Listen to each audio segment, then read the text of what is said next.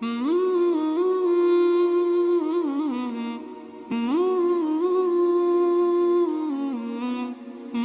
سړی په دې کوشش کوي چې بل بی عزت شي او بل سپک شي او زه څه شم زه عزتمن شم.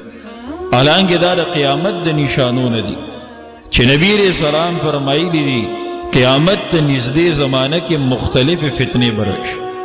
څه فتنې په هغې کې دا دي فتنه د جاه او فتنه د مال. جاه عزت، فتنه د عزت به راشي قیامت ته نږدې زمانه کې. هر سړی به دا وایي بل دی بی عزت شي او سپک دی شي خو چې زه عزتمن شم.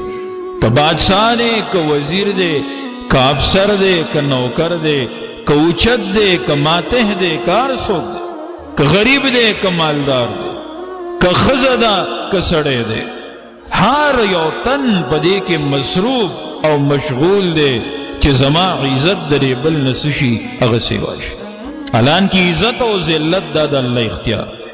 وَمَن يُهِنِ اللَّهُ فَمَا لَهُ مِن مُكْرِمٍ. څوک چې الله سپک کي نو بیا څوک نشي عزتمن کولی.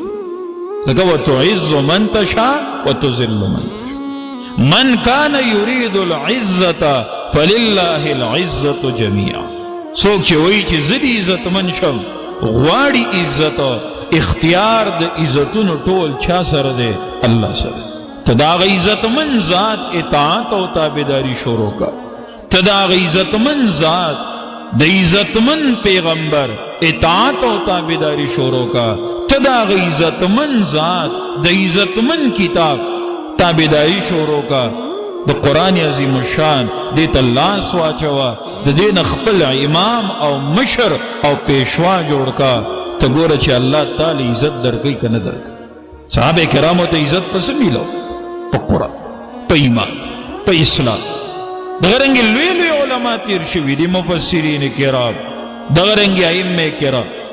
تر قیامته د هغې نوم به اخیستلی کېږي نو څه به وایي؟ رحمت الله علیه. د عزت پس میلو شو. عزت په دنیا نه میلاویږي زما مهربان. نن بادشاہ دی سبا کورسۍ نه ښکته شو بې عزته دی. حالانکه په کورسۍ ناست یم یو بې عزته دی. خلق بس خبرې کوي که نه؟ مخکې وروستو د خلق رواني پروټوکولي وي، خو چې کله ریټایر شي بیا هغه خپل چپړاسیم کې سلام نه اچوي. چې غواړې د دین عزت غواړه، که دنیا کې هم به عزت منې او که لاړ شي دنیا نه خلق به د نوم په عزت اخلي. نبی علیہ السلام فرمایي یو به فتنه د جاه راشي، هر سړی به وایي زما عزت د دې بل نه سیوا، بل دې بې عزته شي خو چې زه عزتمن شم، زما عزت کې فرق راشي. دویم فتنه د مال برش. هر سړی په دې کوشش کړي چې زما مال د دې بل نه څه شي زیات شي، که په حلال وي که په حرام وي، که په مسافرو وي او که په هر څه. کوشش یې دا دی چې زما مال د دې بل نه سیوا شي. زه به د تره د زوی نه څنګه اوچت شم، زه به د رور نه څنګه اوچت شم، زه به د ترورزي نه څنګه اوچت شم، زه به د ملګري نه څنګه اوچت شم، زه به د ګاونډي نه څنګه اوچت شم. هر سړی په دې کوشش کې دی که نه دی؟ سوچ به خیر دی په خپل ځان کې وکړو، خپل ګریوان کې وکړو. دا فتنې دي د قیامت. لہذا ځان د دې فتنو نه بچ کول پکار دی، ځان د دې فتنو نه ساتل پکار دی.